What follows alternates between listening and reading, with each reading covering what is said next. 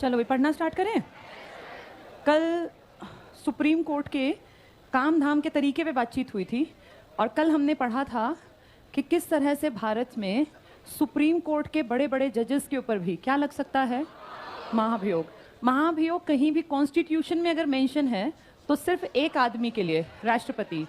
Supreme court और high court के जितने भी जजेस हैं या जस्टिस हैं, इन सब के ऊपर महाभियोग जैसी प्रक्रिया, ऐसे नहीं लिखा महाभियोग, लिखा है महाभियोग जैसी प्रक्रिया।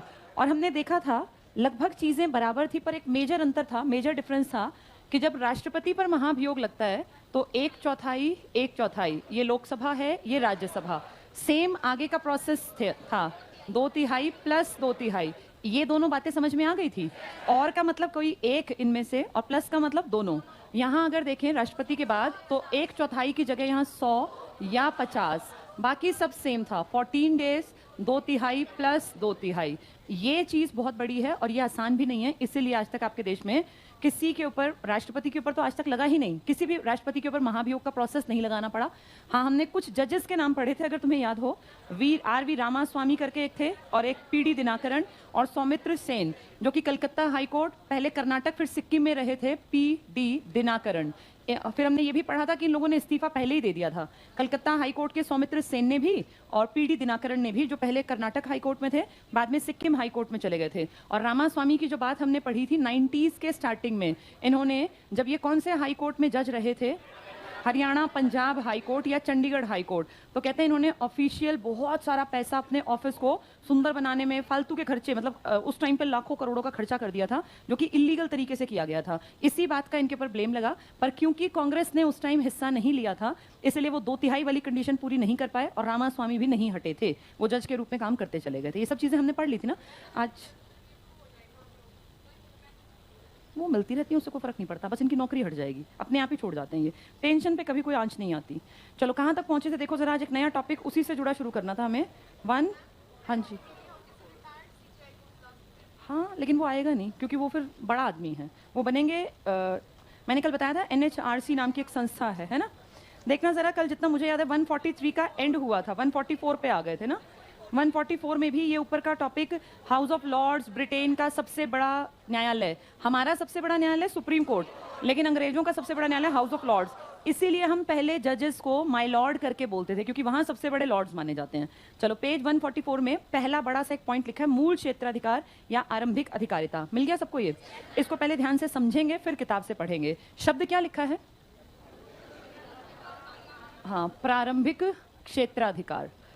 इसके वर्ड को पहचान लोगे तो कभी मुश्किल होगी ही नहीं। क्षेत्र में जिसमें अधिकार हो आपका, और सबसे पहले आप ही उसके अधिकारी हैं। प्रारंभिक मतलब स्टार्टिंग, यानी जो केस सिर्फ और सिर्फ आप ही के पास आएगा। ये सुप्रीम कोर्ट को फोकस करके बात कर रहे हैं, तो ऐसे केसेस जो डायरेक्ट सुप्रीम कोर्ट में आते हैं और कोई और कोर्ट उन्हें नहीं देख सकता, इसे हम कहते हैं ये इसके प्रारंभिक क्षेत्राधिकार के मामले हैं। जैसे अगर कहीं पे गवर्नमेंट ऑफ इंडिया वर्सेस कोई स्टेट है, कोई स्टेट भारत सरकार से लड़ पड़ी, या यूनियन गवर्नमेंट भी कह सकते हो उसको, मान लीजिए एक स्टेट और दूसरी स्टेट आपस में लड़ पड़ी, तीसरा एक स्टेट और एक यूटी आपस में लड़ पड़ी। अगर मैं एग्जांपल दूं तो इस टाइम पे मान लीजिए हरियाणा पंजाब किसी बात पे लड़ पड़े, हरियाणा में सरकार बीजेपी की और जेजेपी की और पंजाब में कांग्रेस की, तो बहुत नॉर्मल बातें लड़ पड़ सकते हैं। ऐसे स्टेट और यूटी लड़ पड़े, दिल्ली लड़ पड़े, हरियाणा से लड़ पड़े, या मान लीजिए राजस्थान पंजाब लड़ पड़े किसी भी बात पर, या गवर्नमेंट ऑफ इंडिया पे ब्लेम लगाए स्टेट कि ये मेरे साथ पार्शियलिटी करते हैं, मेरे कामों को नहीं बढ़ाने देते, या मुझे जितना पैसा चाहिए अपने प्रोजेक्ट्स के लिए नहीं देते।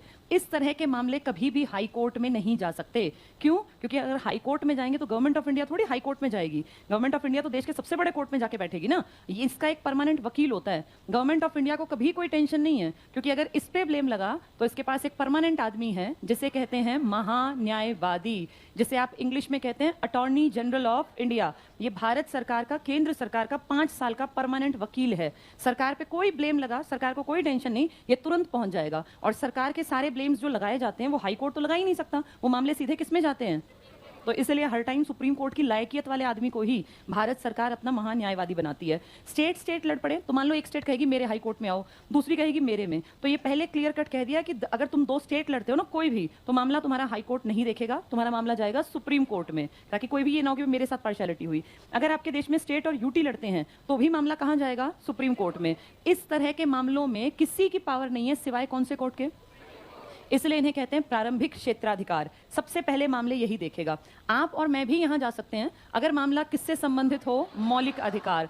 और इसके लिए हमें कॉन्स्टिट्यूशन ने पावर दी है कि आप अगर आर्टिकल 32 को पढ़ेंगे तो आप देखेंगे सुप्रीम कोर्ट का रास्ता खुलता है। कहाँ? सीधे अगर आपके मौलिक अधिकारों का हनन है तो डायरेक्ट दिल्ली के सुप्रीम कोर्ट में आपकी प्रायोरिटी बेसिस पर सुनवाई की जाएगी। अगर आप कहते हैं जी मैं तो केरल में रहता हूँ, दिल्ली का हाई कोर्ट, ये सुप्रीम कोर्ट बहुत दूर है, तो कोई बात नहीं, आर्टिकल 226 कहता है हाई कोर्ट आपकी केयर करेगा। अगर कौन से अधिकार आपके नहीं दिए जा रहे, मौलिक अधिकार, ये दोनों कोर्ट की पावर है। इसका अलग आर्टिकल है, इसका अलग आर्टिकल है। तो मौलिक अधिकारों के मामले सीधे सुप्रीम कोर्ट में जा भी सकते हैं। और अगर आपको लगता है सुप्रीम कोर्ट दिल्ली में है, कलकत्ता से कोई कैसे दिल्ली जाए, उड़ीसा से, तो वो अपने हाई कोर्ट में भी जाके एप्लीकेशन डाल सकता है। कुछ मामले आपके होते हैं कॉन्करेंट, जैसे जिसे कहते हैं समवर्ती, जिसमें कि दो सरकारें इन्वॉल्व होती हैं। कौन कौन सी? केंद्र और राज्य। अगर इस तरह के किसी टॉपिक पर बहस होती है जो कि समवर्ती का विषय था, तो भी बीच में आ सकता है सुप्रीम कोर्ट। फॉर एग्जाम्पल शिक्षा दोनों के पास टॉपिक है। शिक्षा पर एक तरफ सीबीएसई काम कर रहा है, central board of secondary education और स्कूल एजुकेशन, एक तरफ एचबीएसई है या यूपी बोर्ड है या बिहार बोर्ड है, हर राज्य का बोर्ड है। अगर कभी ऐसा कोई नियम बने कि जो क्लैश करता हो, जो आपस में मान लो उल्टी बात करता हो, तो उस कंडीशन में ऐसा मामला फिर कहाँ देखा जाएगा? सुप्रीम कोर्ट में। कोशिश करते हैं समवर्ती पर बहसबाजी ना करें, आराम से दोनों अपने अपने काम कर ले। और ज्यादातर आपका देश जो है ना, पूरे देश में जो राज्य हैं ये कॉपी करते हैं पूरे की पूरी देश की। आप कभी भी किताब उठा के पढ़ना, एनसीईआरटी की ही कॉपी आपको मिलेगी एससीईआरटी में। NCERT national council education research और ट्रेनिंग पे काम करता है, ये स्टेट काउंसिल एजुकेशन रिसर्च और ट्रेनिंग पर। एनसीईआरटी और एससीईआरटी अगर कभी क्लैश कर जाएं, दोनों अलग अलग बात कहें, तो फिर मान्यता मिलती है एनसीईआरटी को। वो गलत है सही है इस पे कोई क्वेश्चन मार्क नहीं उठाना। एनसीईआरटी में लिखा है, इसका मतलब आंख बंद करके मान लो कि वो ठीक है, चाहे वो गलत है, इतना विश्वास किया गया है एनसीईआरटी की किताबों पर। एससीईआरटी इसको कॉपी करता है। तो इस तरह के टॉपिक जिसपे दोनों पावरफुल हैं, अगर लड़ पड़े तो फिर मामला कौन से कोर्ट में जा सकता है? Supreme court. नहीं तो लड़ो मत, अपना अपना काम करो और देश को आइडियल मान के अपना काम करो। क्या ये पॉइंट समझ में आ गए? तो 3 तरह के केसेस जाते हैं। देखें, सबसे पहला मूल अधिकार या आरंभिक अधिकारिता, एब्सोल्यूट ज्यूरिसडिक्शन या ओरिजिनल ज्यूरिसडिक्शन। सीजेआई का कार्यकाल कितना होता है? ठीक है, कोई पूछ रहा है सीजेआई का कार्यकाल कितना होता है? सीजेआई का कार्यकाल, पहली बात तो एक चीज शायद मैंने बार बार बताई भी है कि रिटायरमेंट की इनकी एज फिक्स है ना, 65 साल। अब मान लीजिए कोई आदमी 56 साल में एंट्री कर गया, 56 ईयर्स का है और वो सुप्रीम कोर्ट पहुंच गया, 5 साल वो जज रह चुका और वो सुप्रीम कोर्ट पहुंच गया, तो वो 56 से 65 नहीं बैठेगा। उस कंडीशन में कहते हैं आपको काम करते हुए या तो 6 साल हो गए हो या कितने साल पूरे हो गए हो, 65। इनमें से जो पहले होगा आपको अपनी सीट छोड़नी पड़ेगी। वैसे भी ज्यादातर लोग ना इस उम्र, कल भी मैंने बताया था, एक्सपीरियंस इतना भारी भरकम मांगते हैं वो कि आदमी ना चाहते हुए भी 55, 56, 58, 60 का हो ही जाता है। उसके बाद ही उसकी एंट्री हो पाती है सुप्रीम कोर्ट में। तो रिटायरमेंट की एज पूछेंगे तो 65, और अगर आप मान लीजिए यंग एज में चले गए, 58 में चले गए हैं, तो फिर कितने साल पहले पूरे होते हो? या तो 6 या 65 साल। चलो देखो पहला पॉइंट, सुप्रीम कोर्ट के मूल क्षेत्राधिकार, एब्सोल्यूट ज्यूरिसडिक्शन मतलब सिर्फ ये काम करेगा, या आरंभिक अधिकारिता से आशय है कुछ ऐसे क्षेत्र या विषय जिनकी सुनवाई करने का अधिकार सिर्फ सुप्रीम कोर्ट को है। अंडरलाइन कर लो, सिर्फ सुप्रीम कोर्ट, किसी हाई कोर्ट और अधीनस्थ न्यायालय को नहीं। इसमें कोई छोटा कोर्ट काम नहीं कर सकता। अगले पॉइंट में सिर्फ पढ़ना है हमें। सुप्रीम कोर्ट के मूल क्षेत्राधिकार या आरंभिक अधिकारिता का उल्लेख आर्टिकल 131 में किया गया, जो इस प्रकार है। पहला क, अंडरलाइन कर लो, भारत सरकार और एक या अधिक राज्यों के बीच उत्पन्न हुआ है विवाद, कोई डिस्प्यूट हो गया गवर्नमेंट ऑफ इंडिया और किसी स्टेट के बीच में। नेक्स्ट पॉइंट, केंद्र और किन्हीं राज्यों और दूसरी ओर एक या अधिक राज्यों के बीच कोई विवाद, यानी एक तरफ देश की सरकार और एक तरफ किसी स्टेट की गवर्नमेंट। नेक्स्ट टिक कर लो, 2 या अधिक राज्यों के बीच उत्पन्न संवैधानिक अधिकारों से संबंधित विषयों पर। तो ये टॉपिक जो हो वो किससे संबंधित होने चाहिए? संवैधानिक अधिकार, न कि राजनीतिक प्रकृति का प्रश्न हो। आगे पढ़ना, उत्पन्न विवादों की सुनवाई का अधिकार, अंडरलाइन, केवल सुप्रीम कोर्ट को है। उपयुक्त सभी प्रकार के विवाद प्रारंभिक रूप से सिर्फ सुप्रीम कोर्ट के सामने जाएंगे। कौन से विवाद सुप्रीम कोर्ट के ही सामने जा सकते हैं? State, UT, government of India और कोई स्टेट, चाहे 4 इकट्ठी हो गई, ऐसे मामले सिर्फ कौन सा कोर्ट देखेगा? Supreme court. अगले पॉइंट पर आ जाओ, समवर्ती प्रारंभिक क्षेत्राधिकार, कॉन्करेंट ओरिजिनल ज्यूरिसडिक्शन। पढ़ो इसमें, समवर्ती मतलब होता है जिसमें दोनों काम कर सकें। समवर्ती प्रारंभिक क्षेत्राधिकार से आशय, अंडरलाइन करना, ऐसे विषयों से संबंधित सुनवाई का अधिकार सुप्रीम कोर्ट के साथ हाई कोर्ट को भी प्राप्त है, क्योंकि टॉपिक किस लिस्ट का है? समवर्ती का। और समवर्ती पे कानून कौन बनाता है? केंद्र और राज्य दोनों। नेक्स्ट पॉइंट टिक करना, संविधान के आर्टिकल 32 द्वारा सुप्रीम कोर्ट को नागरिकों के अधिकारों का उल्लंघन होने पर उपचार प्रदान करने के लिए प्रारंभिक अधिकारिता दी गई है। क्या नाम है इस आर्टिकल 32 का? नहीं, कौन सा मौलिक अधिकार? संवैधानिक उपचारों का अधिकार। यहाँ लिख लो इसके पास, आर्टिकल 32 के पास संवैधानिक उपचारों का, कॉन्स्टिट्यूशनल रेमेडी का राइट है ये, राइट टू कॉन्स्टिट्यूशनल रेमेडी, संवैधानिक उपचारों का अधिकार। ये छठा और अंतिम अधिकार है ना मौलिक अधिकारों की श्रेणी में। हाँ जी, अगर उसके 62 साल हो गए 6 साल में तो रिटायर हो जाएगा। हाँ, लेकिन 6 साल होते नहीं है, लगभग लोग 58 प्लस में पहुंचते हैं यहाँ, क्योंकि एक्सपीरियंस इतना ज़्यादा मांगा गया है ना, वो पॉसिबल ही नहीं होता वहाँ आना। ये मान के चलो सुप्रीम कोर्ट तक आते आते उस आदमी को लगभग 20 साल का तो एक्सपीरियंस चाहिए, क्योंकि हाई कोर्ट में एंट्री के कितने साल की वकालत थी? 10 साल। और फिर अगर हाई कोर्ट में भी वकील है तो कितने साल का वकील है? तो 10 साल। 20 साल का तो दिखता दिखता एक्सपीरियंस चाहिए। और कोई एक्सपीरियंस लेने के टाइम तक भी आते आते ना नॉर्मल आदमी 25 से 30 साल का हो जाता है, और उसके बाद फिर और भी काम करता है, तो सीधे डायरेक्ट वहां पहुंचना नहीं पॉसिबल है। 25-27 साल तो कम से कम मान के चलो कि उसको शुरुआत में लगते हैं, और फिर उसके आगे 20-25 साल और। तो ज्यादातर लोग जो है ना, मैंने तो जितने लगभग देखे हैं, ये 64-63 में ही एंट्री कर पाते हैं, 1-1.5 साल टिकते हैं, फिर ये हट जाते हैं। आज तक सबसे लंबा जो चले थे वो चंद्रचूड़ चले थे, YV चंद्रचूड़ थे, जिनका कार्यकाल आज तक का सबसे लंबा था। उनका लगभग मेरे ख्याल 6-7 साल के आसपास, तब आगे आ जाएगा कि कितना लंबा कार्यकाल था। चलो अगला पॉइंट देखो, अब 32 लिख लिया तुमने? यहाँ क्या लिखा? संवैधानिक उपचारों का अधिकार, राइट टू कॉन्स्टिट्यूशनल रेमेडी। अब इसमें सीधे आओ, इसी पॉइंट के तीसरी लाइन नीचे से अंडरलाइन करना, सुप्रीम कोर्ट या उच्चतम न्यायालय इसके हेतु विभिन्न रिट, बंदी प्रत्यक्षीकरण, परमादेश, प्रतिषेध, अधिकार प्रच्छा, उत्प्रेषण, habeas corpus, mandamus, prohibition, quo warranto और सर्जरी ये जारी करता है। क्या मैंने ये पांचों समझा रखी है तुम्हें? अच्छा बताओ जरा, क्या होता है बंदी प्रत्यक्षीकरण? किसी को, क्या है ये सारी जो हम पढ़ रहे हैं? रिट्स हैं ये, रिट्स, इनको बोलते हैं रिट। पहली का नाम क्या था? हाँ, जिसको पकड़ लिया गया उसको प्रत्यक्ष पेश करो, इसी को इंग्लिश में क्या नाम दिया गया है? Habeas corpus. ये पेपर में आते हैं। दूसरे का नाम था परमादेश, इसको इंग्लिश में नाम दे दिया मेंडामस। तीसरे का नाम था अधिकार पृच्छा, अधिकार पृच्छा, इसी को इंग्लिश में नाम दे दिया क्यूओ वारंटो, वारंट होता है ना उससे वारंटो। चौथे का नाम था प्रतिषेध, जिसे कहते हैं प्रोहिबिट करना या रोकना, प्रोहिबिशन। और पांचवे का नाम था उत्प्रेषण, इसी को कहते हैं सर्जरी। अब देखो ये क्या है, एक बार दोबारा रिवाइज कर लो, क्योंकि एक बार में उतने क्लियर होते नहीं जो पहले पढ़ाया था वैसे। ये हैबियस कॉर्पस का मतलब है पुलिस किसी भी आदमी को, किसी भी आम आदमी को पकड़ के ले जाए और उसको पुलिस कारण ना बताए उसके घर वालों को कि भाई क्यों पकड़ा जा रहा है, और ना उसकी पेशी करे मजिस्ट्रेट के सामने, क्योंकि ये नियम है ना कि जिसको पुलिस उठा लेती है घर से या कहीं से पुलिस पकड़ लेती है तो 24 आवर्स में उसकी पेशी मजिस्ट्रेट के सामने करनी पड़ती है, दंडाधिकारी। और फिर वहाँ पुलिस अपने सारे जो भी सबूत है हमारे पास इसके खिलाफ, इसको रिमांड पे लेना चाहते हैं, सारी बातें दिखानी पड़ती हैं। मान लीजिए किसी आम आदमी को पुलिस ने उठा लिया जो कि है भी नहीं गड़बड़ में, तो उसकी पत्नी, उसका भाई, उसके माँ बाप, उसका कोई भी रिलेटिव, कोई भी जो उसको जानता है, अगर पुलिस सही काम नहीं कर रही, उसकी पेशी नहीं करा रही, तो वो तुरंत हाई कोर्ट में, सुप्रीम कोर्ट में जाए और बंदी प्रत्यक्षीकरण की रिट दायर कर दे। और ये रिट फिर पुलिस की सिरदर्दी बन जाएगी, क्योंकि हाई कोर्ट उसको कहेगा जी आपने ये आदमी उठाया था, इसके बारे में आपने क्या किया, आपने क्या 24 घंटे में इसको मजिस्ट्रेट के सामने पेश कर दिया? नहीं किया तो पुलिस पे आंच आ गई, फिर पुलिस के हाथ पैर फूल जाएंगे। तो आम आदमी को बचाने के लिए या कम से कम पुलिस पेशी तो करवा दे, मजिस्ट्रेट पढ़ा लिखा आदमी है, चीज को सुनेगा, दलील को सुनेगा, सही लगेगा तो उसको रिमांड पे भेजेगा, अदरवाइज उसको कहेगा रिलीज करो। यानी किसी को गलत तरीके से अगर पुलिस उठा के ले जाए और उसको पेश ना करे तो उसके खिलाफ क्या लगवाया जा सकता है? जिसको आपने अपने यहाँ बंदी बना के रखा हुआ है कि भाई जेल में बंद कर रखा है, और उसको अब आप प्रत्यक्ष आंखों के सामने, प्रत्यक्ष होता है नजरों के सामने, प्रत्यक्ष पेश करो। और ये पेशी किसके सामने होनी चाहिए? मजिस्ट्रेट के सामने, क्योंकि मजिस्ट्रेट तो पूछ लेगा कि भाई क्या लॉजिक है, क्यों पकड़ा है, कागज पत्री को तुम्हारे पास कुछ तो होगा। तुमने देखा पुलिस कितना ही बड़ा शातिर आदमी हो, 420 में पकड़ा गया हो, मजिस्ट्रेट के सामने पेश करके रिमांड पे अवधि मांगती है कि जी हमें 4 दिन की रिमांड पे इसको रखना। पढ़ा होगी ना सारी चीजें, कितने ही बड़े क्रिमिनल्स हो। अगर पुलिस ऐसा नहीं करती तो उसके जानकार क्या लगवा सकते हैं? रिट लगवा सकते हैं। कौन सी रिट है ये?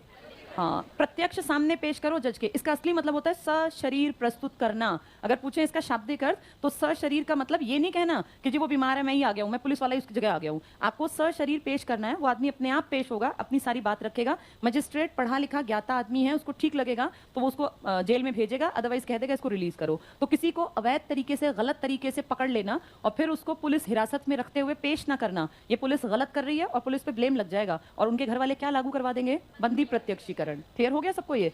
नेक्स्ट का नाम है परम आदेश, सबसे इंपॉर्टेंट आदेश। कई बार क्या होता है हमारे भारत में कुछ लोगों को बहुत ज्यादा जिम्मेदारी के काम दिए गए हैं, भाई आपको पूरा डिस्ट्रिक्ट संभालना है, आपको जनता का ध्यान रखना है। अगर मैं मोटी बात करूं तो दो तरह के बहुत ताकतवर लोग हैं, एक आईएएस, एक आईपीएस। आईएएस प्रशासन देखते हैं, आईपीएस सुरक्षा व्यवस्था पुलिस ये सब देखते हैं, सिस्टम कैसे चल रहा है। इन दोनों के चलाने से आपका प्रदेश चलता है। अगर ये दोनों अच्छे हैं ना, समझदार हैं, काबिल हैं, तो आपके यहाँ क्राइम अपने आप घट जाएगा और प्रशासन सुधर जाएगा। इनको मिलके साथ काम करना होता है। मान लीजिए दोनों सिर पे से पानी को उतरने दें और खूब क्राइम चल रहा है, प्रशासन में गड़बड़, भ्रष्टाचार, कागज पत्री नहीं बन रहे, सरकारी दफ्तरों में हाहाकार है, इसका मतलब ये गड़बड़ कर रहे हैं। कोई भी पढ़ा लिखा आदमी अगर उसके पास इनके खिलाफ इस तरह के सबूत हैं तो वो हाई कोर्ट में रिट डलवा सकता है कि जी ये आदमी जिसको आपने इतनी बड़ी पोस्ट पे बैठा रखा है ये काम नहीं कर रहा, तो उसके खिलाफ ऊपर से हाई कोर्ट या सुप्रीम कोर्ट से आदेश आएगा, परम आदेश, और उसको कहा जाएगा कि भैया जिस पोस्ट पे बैठ के रोटी खा रहे हो ना, ये पैसा सरकार का है और सरकार के पास तो कोई पैसा है नहीं, बेसिकली सरकार का पैसा जनता का पैसा है, तो जनता के लिए तुम्हें भेजा है,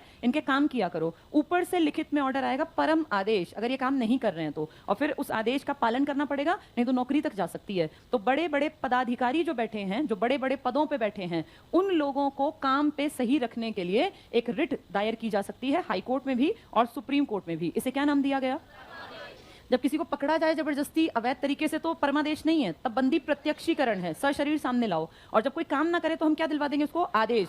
हम तो नहीं दे सकते क्योंकि हमारे पास पावर नहीं है। ये आदेश कौन देगा? या तो सुप्रीम कोर्ट या हाई कोर्ट, और उनकी बात को आप पलट नहीं सकते, आपको काम करना पड़ेगा। नेक्स्ट देखो, अधिकार परीक्षा।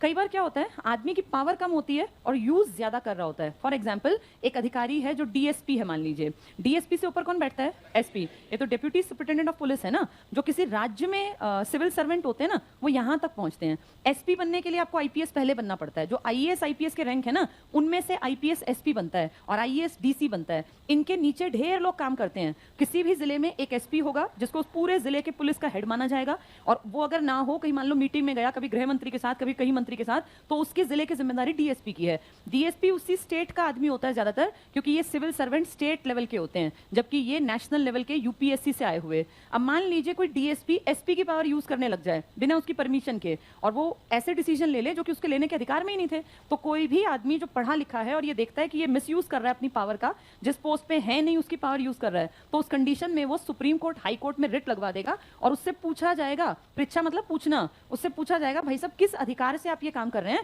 जरा हमारे पास वो ऑर्डर दिखाइए जिस ऑर्डर में ये लिखा हो कि आपको एसपी का पावर यूज करनी है या कोई भी बड़ी पावर। तो जब कोई एक्स्ट्रा काम करे अपने पद से बढ़ के, तो उससे पूछा जाएगा किस अधिकार से आप ये काम कर रहे हैं। यहाँ अधिकारी काम नहीं कर रहा था तो हमें काम करवाना था, तो हमने क्या लागू करवाया? परम आदेश, काम करने का आदेश मिला। यहाँ अधिकारी की जो नहीं है ताकत, उसका मिसयूज कर रहा है, तो उससे पूछा भाई किस अधिकार से काम कर रहे हो, उससे क्वेश्चनिंग की गई है, पूछा गया है। ये दो उल्टी बातें हो रही हैं, एक कामचोर है काम नहीं कर रहा और एक कुछ ज्यादा ही काम कर रहा है, पावर का मिसयूज कर रहा है। तो ये दोनों लगती हैं पदाधिकारियों पर। क्या ऊपर वाली पदाधिकारी पे लगी थी? नहीं, ये किसके लिए थी? जिसको जबरदस्ती पुलिस पकड़ के ले गई और जिसकी पेशी किसके सामने नहीं की गई है? मजिस्ट्रेट। अकॉर्डिंग टू लॉ कितने घंटे में पेशी करनी है? 24 घंटे। नहीं, अगर सैटरडे संडे बीच में आए तो 24 घंटे नहीं गिने जाते, क्योंकि सैटरडे संडे को वर्किंग डे नहीं माना जाता कोर्ट के हिसाब से। कोर्ट खुलता है सैटरडे को, लेकिन इस तरह के मामले नहीं देखता। इसलिए बहुत बार ऐसा होता है कि पुलिस जो कुख्यात बड़े बड़े गैंगस्टर और इस तरह के लोग होते हैं ना, इनको फ्राइडे की रात में पकड़ती है, तो फ्राइडे की रात से सैटरडे पूरा उनका पुलिस के साथ और संडे उनका पुलिस के साथ, फिर मंडे को पेश करती है, तो वो 24 घंटे की बात भी रह गई। भाई हम क्या करें, 24 घंटे 2 दिन छुट्टी थी और वो पकड़े भी गए। वैसे ऐसा करते कम है क्योंकि उनका भी भय उनको कहीं ना कहीं है, लेकिन ऐसे परेशान किया जा सकता है क्योंकि 24 घंटे वर्किंग डे के गिने जाएंगे। नेक्स्ट देखो, प्रतिषेध और उत्प्रेषण। प्रतिषेध का मतलब क्या होता है? प्रोहिबिट करना। तुमने देखा जगह जगह लिखा होता है प्रोहिबिशन से जुड़ा, जैसे smoking is prohibited in this area, कि यहाँ स्मोकिंग नहीं चलेगी, इस तरह की चीजें देखी है ना। प्रोहिबिट का मतलब होता है रोकना, मना करना, प्रतिषेध करना। ये किसी इंसान के लिए नहीं है, जैसे ये 2 अधिकारियों के लिए थे ना, ये पुलिस और किसी पकड़े हुए आदमी के लिए था, ऐसे ये 2 नीचे लिखे हुए कोर्ट्स के लिए हैं, छोटे कोर्ट्स के लिए। अब मान लीजिए किसी डिस्ट्रिक्ट कोर्ट ने कोई ऐसा मामला देख लिया जो उसके अधिकार में ही नहीं था, जो जाना चाहिए था या तो हाई कोर्ट या सुप्रीम कोर्ट, तो फिर ये संज्ञान में ले आया कोई आदमी हाई कोर्ट के जज के कि देखिए जी ये मामला तो सुप्रीम कोर्ट का था और ये फला डिस्ट्रिक्ट कोर्ट इस मामले को निपटाने की कोशिश में है, वहां ये पेश हो गया। तो सुप्रीम कोर्ट हाई कोर्ट तुरंत से देखेंगे भी कहाँ क्या मामला चल रहा है, ये तो आपके अधिकार का ही नहीं है, आप बहुत छोटे लेवल पे काम कर सकते हैं, आप इतना बड़ा काम कर ही नहीं सकते। फॉर एग्जाम्पल कोई 2 स्टेट लड़ पड़े, हरियाणा पंजाब किसी कारण लड़ पड़े और ये मामला चला जाए हरियाणा पंजाब के हाई कोर्ट में, तो ये ठीक है या गलत है? गलत है। 2 स्टेट है तो कहाँ जाना चाहिए? हाँ, तो इस तरह के मामले जो पहले से पता है कि इसके अधिकार क्षेत्र में नहीं आते, अगर वो गलती से चल रहे हैं तो उनको बीच में रोकने का अधिकार है हाई कोर्ट के पास भी और सुप्रीम कोर्ट के पास भी, कि आप काम को रोक दो, प्रोहिबिट कर दो यहीं के ही, और काम या तो मेरे पास लाओ या फिर सुप्रीम कोर्ट में। मान लीजिए कोई काम किसी ने देखा ही नहीं और हो भी गया, गलत जगह पहुंच गया मामला, जिस कोर्ट के ज्यूरिसडिक्शन में नहीं था, उसने मामला ले भी लिया, निपटारा भी कर दिया, सजा वजा सब दे दी, सारा डिसीजन ले लिया। अब कभी 4 साल बाद किसी की नजर में आया कि यार ये तो मामला इस कोर्ट का था ही नहीं, ये तो मामला ही सुप्रीम कोर्ट का था, तो उसके बाद जब वो रिजल्ट आ गया ना, फिर उस मामले को दोबारा पहुंचाया जाए कि देखिए जी ये मामला था आपके यहाँ का और निपटान होने दिया, तो उस रिजल्ट आने के बाद जब एक्शन लिया जाए तो उसे हम कहते हैं ये उत्प्रेषण है। उत्प्रेषण अभी बताती हूँ, पहले इनको समझ लेने दो। पहले सब लोग सिर्फ ध्यान से समझो, क्वेश्चन तुम्हारे अपने आप क्लियर होंगे। अगर मेरी बातें सुनोगे तो क्वेश्चन बचेंगे नहीं, क्वेश्चन तब बचेंगे जब बीच बीच में तुम्हारा दिमाग एक्स्ट्रा इधर उधर जाएगा। पहले ध्यान से समझ लो। क्या ये 5 बातें समझ में आ गई?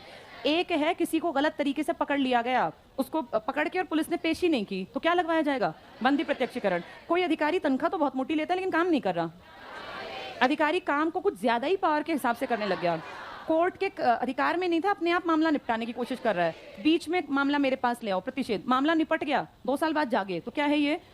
सरसरी। क्लियर हो गए सबको? भी है, अब दिखाओ।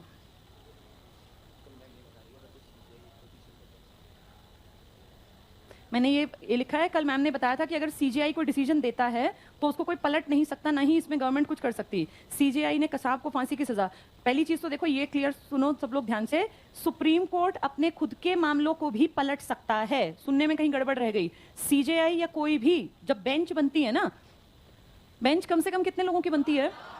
कम से कम 3 की, कम से कम 3 की बन जाती है, 5, 7, 9, 11, 13 कितने की भी। जब कोई भी बेंच बनती है ना, ये बेंच कोई डिसीजन लेती है, मान लीजिए 1973 में इसने कोई डिसीजन लिया, समय के साथ चीजें बदल जाती हैं, डिसीजन भी बदलने पड़ते हैं। वो डिसीजन हो सकता है 1990 में आके पुराने डिसीजन को अपने आप चेंज कर दे सुप्रीम कोर्ट। ऐसा कई बार हुआ है। 1973, 67 और 80 के 3 मामले बहुत फेमस हैं, जिनमें से 2 का तो आप लोगों को मैंने जिक्र भी किया था शायद। एक मामला था 1967 का, एक मामला था 1973 का और एक मामला है 1980 का। ये शायद नहीं बताया था। 67 में एक आदमी बताया था तुम्हें, गोलकनाथ, बताया था ये।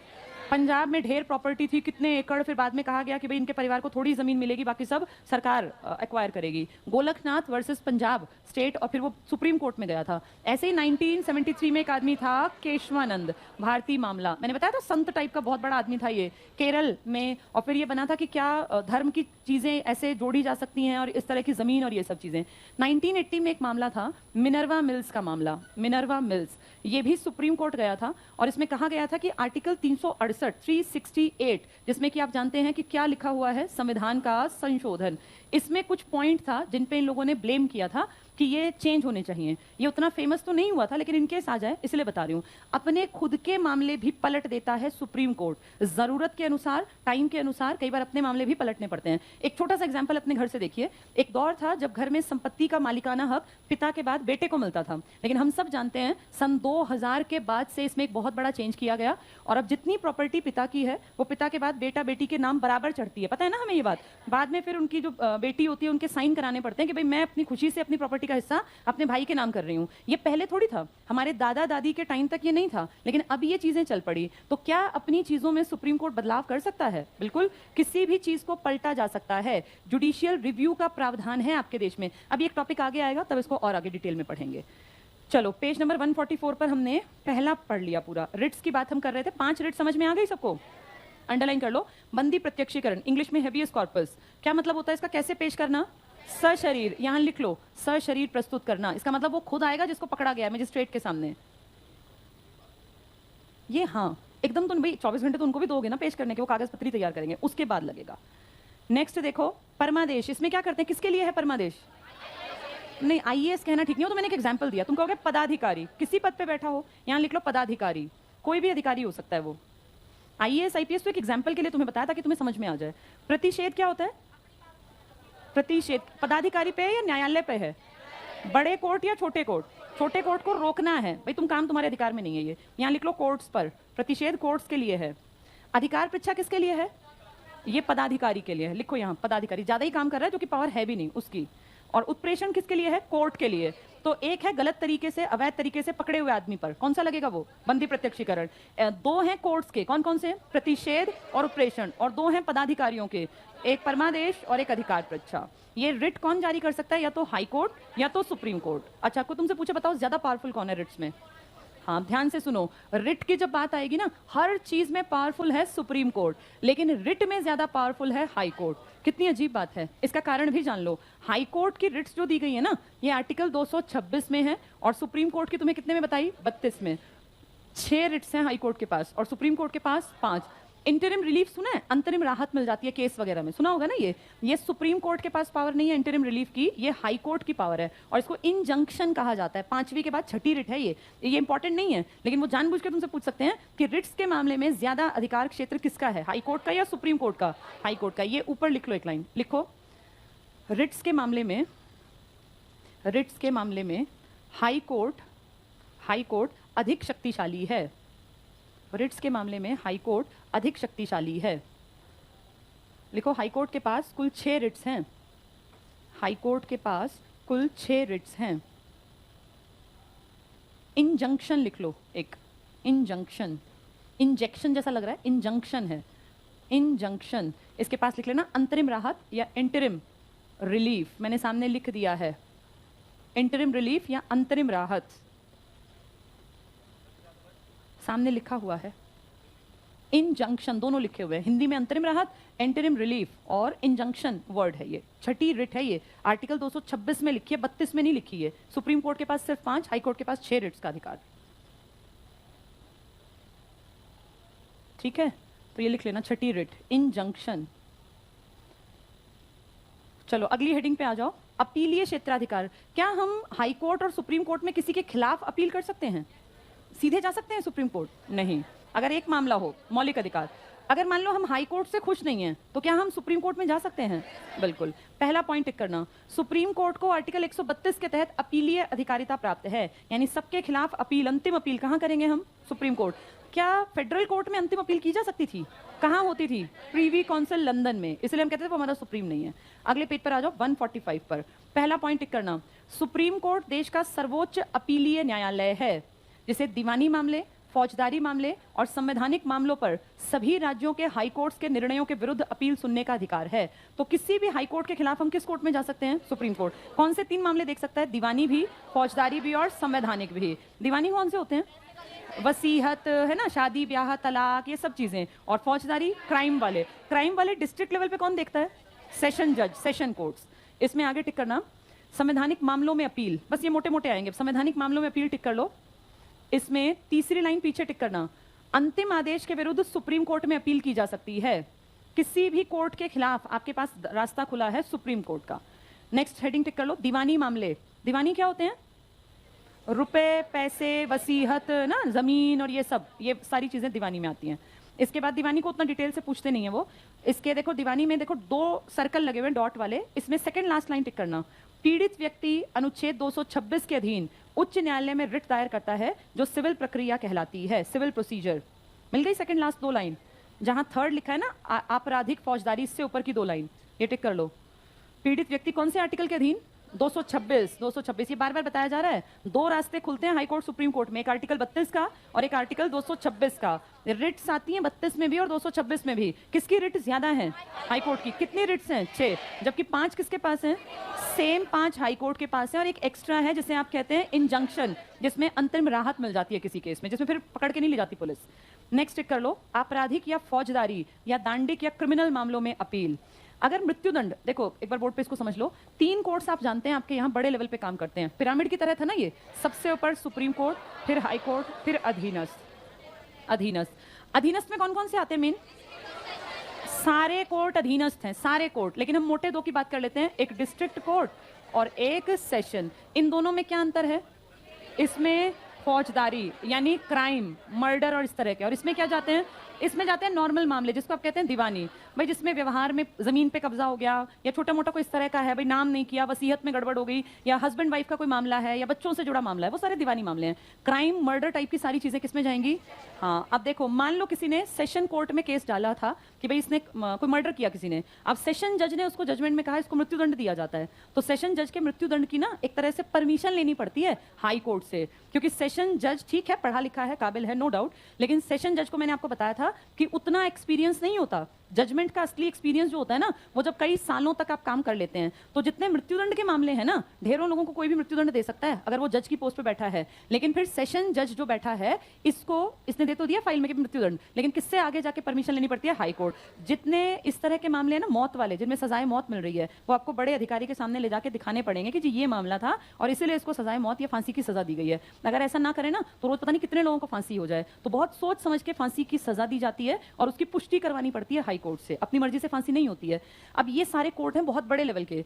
आपके देश में इतनी जनसंख्या कि लोग रोज लड़ते हैं, कभी गली तोड़ दी, कभी मेरे घर का कोना तोड़ गए, कभी हमारे घर के आगे ये बनवा दिया, क्या होता है ये ब्रेकर, है ना, इस तरह की फालतू की बातें। अब ऐसे मामले कहां जाएं? तो इनके पास तो वैसे ही करोड़ों मामले हैं, तो इन्होंने कहा भाई हमारे सिर में दर्द मत करो फालतू की बातें करके, और एक कोर्ट बना लो अपने, जिनको नाम दिया गया लोक अदालत। अब अड़ोसी पड़ोसी की लड़ाई हो गई तो उनको हाई कोर्ट और सुप्रीम कोर्ट में जाने की क्या जरूरत है? फिर भी कुछ लोग नहीं मानते, जाते हैं, लड़ते झगड़ते हैं, लेकिन एक अदालतें बनाई गई है लोक अदालत। दोनों अगर राजी हों लड़ने वाले तो उनको समझाया जाता है, पुलिस समझाई थी कि भैया क्या निकालोगे हाई कोर्ट जाके, चले जाओगे, लाखों रुपए बर्बाद करोगे, तुम्हारे इस केस की कोई वैल्यू नहीं, ये पड़ा रहेगा, 20 साल बाद तुम्हारी अगली पुश्तें इसको लड़ते लड़ते बुढ़ी हो जाएंगी, सारा पैसा बर्बाद, मिलेगा क्या? तो अगर उनकी मोटी बुद्धि में ये बात आ गई कि लड़ना बेवकूफी है तो कहेंगे ठीक है जी निपटवा दो हमारा केस। तो कौन सी अदालत है? लोक अदालत। इस लोक अदालत में ज्यादा पैसा नहीं लगता, लेकिन इसमें एक बात है, अगर जो इसने जजमेंट दे दी, इसकी जजमेंट को आपको 100% फॉलो करना पड़ेगा, क्योंकि इसके बाद आप किसी कोर्ट में नहीं जा सकते। नहीं तो भारत में आधे इतने सरफिरे हैं, पहले यहां ले जाएंगे मामले को, फिर कहेंगे हमारे बस के, हम नहीं सुनते इसके बाद, हम तो दूसरे में जाएंगे, तो परेशान करेंगे ना डबल। इसलिए कह दिया अगर इसमें चले गए ना तो फिर ये मान लेना तुम्हारा सुप्रीम कोर्ट का रास्ता बंद हो गया, फिर तुम ना हाई कोर्ट में जाओगे ना सुप्रीम कोर्ट में। हाँ, इसमें मामला निपट जल्दी जाता है। तो घरेलू कलह कलेश, पड़ोसी से लड़ाई झगड़े, ये सारे कौन सी अदालत बनाई गई है? आपके देश में करोड़ों मामले लाइन में थे, तो कई बार ऐसा होता है कि क्राइम इस हद तक बेशर्मी तक दिखाता है कि समाज पे गलत प्रभाव जाता है। तो इसके लिए कहा गया एक अदालतें बनाओ, इनको नाम दिया गया फास्ट ट्रैक कोर्ट। सुने हैं तुमने? कोई बहुत बड़े क्राइम जो होते हैं ना उसमें ये मामले जाते हैं फास्ट ट्रैक कोर्ट में। फास्ट ट्रैक कोर्ट बनाने का लॉजिक था, आज से 20-21 साल पहले जब हद से ज्यादा क्राइम बहुत खुलेआम बढ़ गया तो फिर सबको लगा कि भाई इस तरह के कोर्ट होने चाहिए जो एक एग्जाम्पल सेट करे, क्योंकि हाई कोर्ट सुप्रीम कोर्ट में 20-20 साल मामले चलते हैं, लोग क्राइम करके इंटरिम रिलीफ लेके हाई कोर्ट से खुले घूमते हैं और दोबारा क्राइम करते हैं बिना डर के, पैसे के दबाव में। तो कहा फास्ट ट्रैक कोर्ट लेकर आओ जहां बहुत जल्दी एक एक मामला तुरंत तुरंत में निपटाया जाए। तो फास्ट ट्रैक कोर्ट का कॉन्सेप्ट आपके देश में 2001 के आसपास फेमस हुआ, और अब आप कितनी ही बार देखते हो फास्ट ट्रैक कोर्ट अदालत जो होती है ये तुरंत में चीजों को 6 महीने 8 महीने साल के अंदर अंदर 1.5 साल में सारा निपटारा कर देती हैं। और फास्ट ट्रैक कोर्ट की एक अच्छी बात यह है कि इसमें जजमेंट बहुत फास्ट आती है, इसलिए इसके नाम में क्या जोड़ा गया है?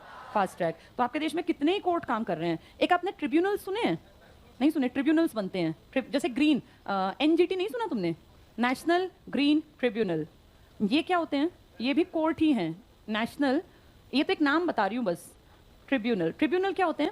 ये भी कोर्ट ही हैं, लेकिन इनको कोर्ट ना क्या क्या कहते हैं, न्यायाधिकरण, है ना, जैसे राष्ट्रीय हरित न्यायाधिकरण, न्याय से जुड़ा है। ट्रिब्यूनल बनते हैं जब कोई खास कोई टॉपिक इंपॉर्टेंट लेके और उसके ऊपर काम करे तो उसे हम कहते हैं ये ट्रिब्यूनल है। जैसे आपके देश में लगातार प्रदूषण बढ़ता जा रहा है, दिल्ली, हरियाणा, इनका तो इतना बुरा हाल है कि यहाँ लोगों को बहुत क्रॉनिक डिसऑर्डर पैदा हो गए कि लोग जो है आज से 10 साल बाद दमे से मर जाएंगे, इतनी खांसी, और उसका कारण उनकी गलती नहीं है, उसका कारण एनवायरनमेंट में, हवा में इतनी गंदगी बढ़ गई। तो इस तरह के कोर्ट्स ने कहा हम टारगेट करेंगे और जो गलती करता है उसको पकड़ेंगे। तो अगर कोई बहुत इंपॉर्टेंट टॉपिक होता है ना कि भाई इस पे काम करना जरूरी है, ये सबका नुकसान कर रहा है, तो इसके लिए क्या बना दिए जाते हैं? ट्रिब्यूनल्स। ट्रिब्यूनल किसी विशेष काम को फोकस करके बनाए जाते हैं।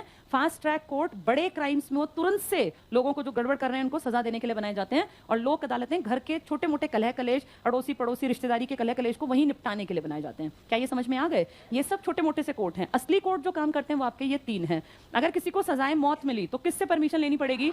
हाई कोर्ट से लेनी पड़ेगी। चलो देखो, हाई कोर्ट ने मना कर दिया तो मना,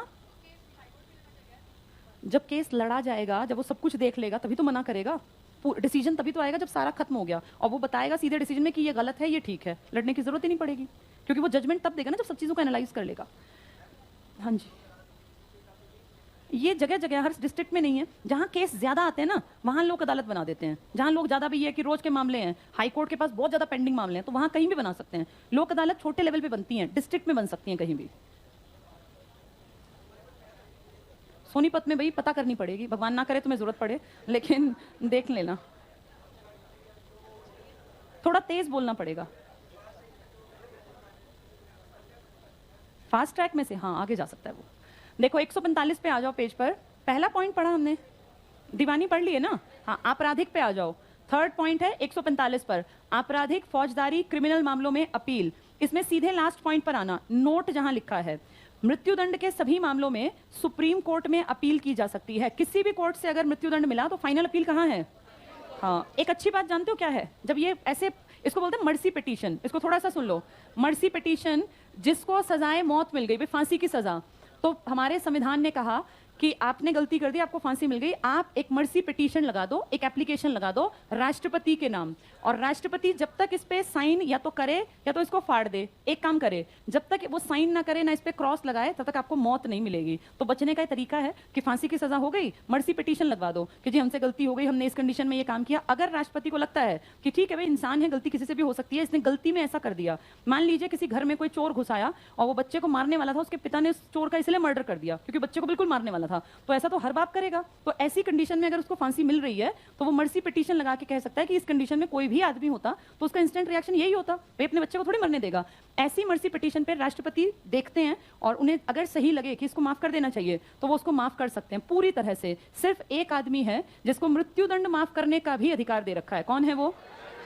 हाँ इसको कहा जाता है, इस एप्लीकेशन को मर्सी पिटीशन। इस मर्सी पिटीशन का फायदा क्या है? जब तक इस पे साइन ना हो या क्रॉस ना लगे तब तक आपको फांसी नहीं मिलेगी। लेकिन मर्सी पिटीशन ना ऐसा नहीं कोई भी लिख दे, जिसको लॉजिकली लगता हो ना कि यार मेरा केस स्ट्रांग है और मैं बच सकता हूँ, मेरे ऊपर हो सकता है इसको तरस आ जाए, दया आ जाए, क्योंकि ह्यूमन वैल्यूज तो फाइनली सब में है ही थोड़ी बहुत, तब मर्सी पिटीशन लगती है। मर्सी पिटीशन पे राष्ट्रपति की जिम्मेदारी है जितना जल्दी हो सके क्रॉस लगा दे। मुझे ध्यान है प्रणब मुखर्जी जब राष्ट्रपति बने थे ना, 2012 की बात है, बनते ही राष्ट्रपति प्रणब मुखर्जी ने सारी फाइल्स मंगवाई थी मर्सी पिटीशन की, आर्टिकल 72 में लिखी है ये पावर, और उन्होंने तुरंत में फालतू की सब पे ना क्रॉस कर दिया था, यानी उनके फांसी का रास्ता साफ कर दिया। और ये भी मुझे याद है लगातार में फांसी हुई थी उन कई महीनों, लगातार में फांसी, क्योंकि मर्सी पिटीशन सारी फाइल्स क्लोज कर दी थी। किस राष्ट्रपति ने? ठीक किया, फाइल भी क्यों डाले रखनी, या तो क्रॉस करो या तो उनको जान को बख्शो। चलो नेक्स्ट देखें पॉइंट 146 पे आ जाओ। एक तुमने सुना एक कोर्ट होते हैं मार्शल लॉ के अधीन जो आते हैं, सुने तुम लोगों ने? सेना के अपने कोर्ट होते हैं, है ना? और सेना के कोर्ट में क्या कोई नॉर्मल कोर्ट अपने कार्यवाही को देख सकता है? नहीं। सेना की जो अदालत है ना, जैसे किसी सैनिक ने क्राइम कर दिया तो उसको नॉर्मल कोर्ट नहीं पकड़ेगा, उसको पकड़ेगा सेना का कोर्ट, और वहां सेना के ही जज होंगे, सेना के ही वकील होंगे, और उनके कोर्ट में जो सजा मिल गई इसको कहा जाता है कोर्ट मार्शल। क्या कहा जाता है इसको? Court martial. और कोर्ट मार्शल के खिलाफ राष्ट्रपति भी कुछ नहीं करता। कोर्ट मार्शल के खिलाफ राष्ट्रपति को भी पावर नहीं है। वैसे कहने को राष्ट्रपति तीनों सेनाओं का प्रधान कमांडर है, लेकिन कोर्ट मार्शल की सजा को कहीं आप चैलेंज नहीं कर सकते, वो एक अलग कोर्ट है। पेज 146 पे सेकंड पॉइंट देखो, उच्चतम न्यायालय कोर्ट मार्शल की, वो बीच में इसमें टांग नहीं अड़ाता, क्योंकि ये ज्यादातर मामले देश की सुरक्षा के होते हैं, ये छोटी मोटी बातें नहीं होती। कोर्ट मार्शल होता है भाई सरकार की सुरक्षा में कोई गड़बड़ कर रहा था तब, ये कोई ऐसा नहीं कि पड़ोसी से लड़ पड़ा, वो मामला नहीं होता ये।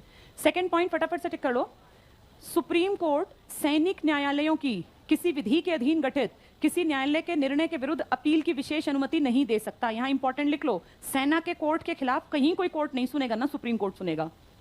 इसके बाद आ जाओ परामर्शदात्री या सलाहकारी। कौन सलाह मांगता है सुप्रीम कोर्ट से? राष्ट्रपति। कौन सा आर्टिकल था वो?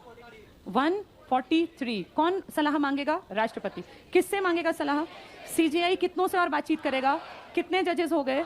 अगर मन करेगा तो सलाह देगा, नहीं मन करेगा मना कर देगा। इसका मन करेगा इसकी सलाह को मानेगा, नहीं मन करेगा नहीं मानेगा। लेकिन एक मुद्दे पे ये मना नहीं कर सकता, देश की सुरक्षा संधि पुरानी शर्तें।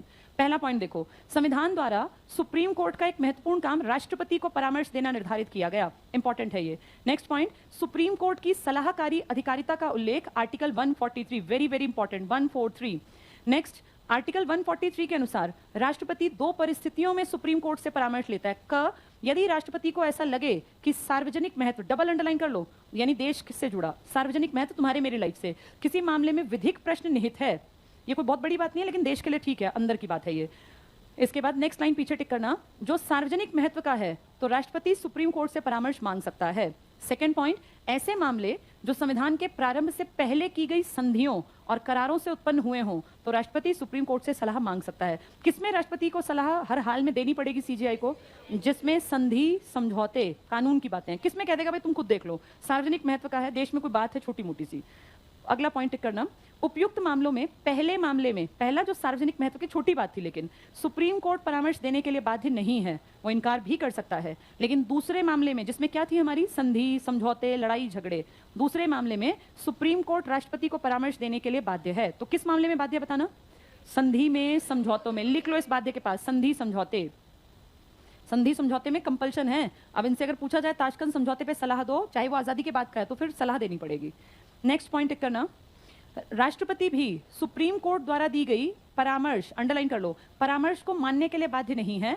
राष्ट्रपति सुप्रीम कोर्ट द्वारा दी गई सलाह के अनुसार कार्य करे, ये जरूरी नहीं है। तो दोनों को आजादी दे रखी है। किस किस को? सीजेआई को भी और राष्ट्रपति। लेकिन सीजेआई के हाथ किस मामले में बंध जाते हैं? जब मामला संधि, लड़ाई झगड़े और इस टाइप का हो।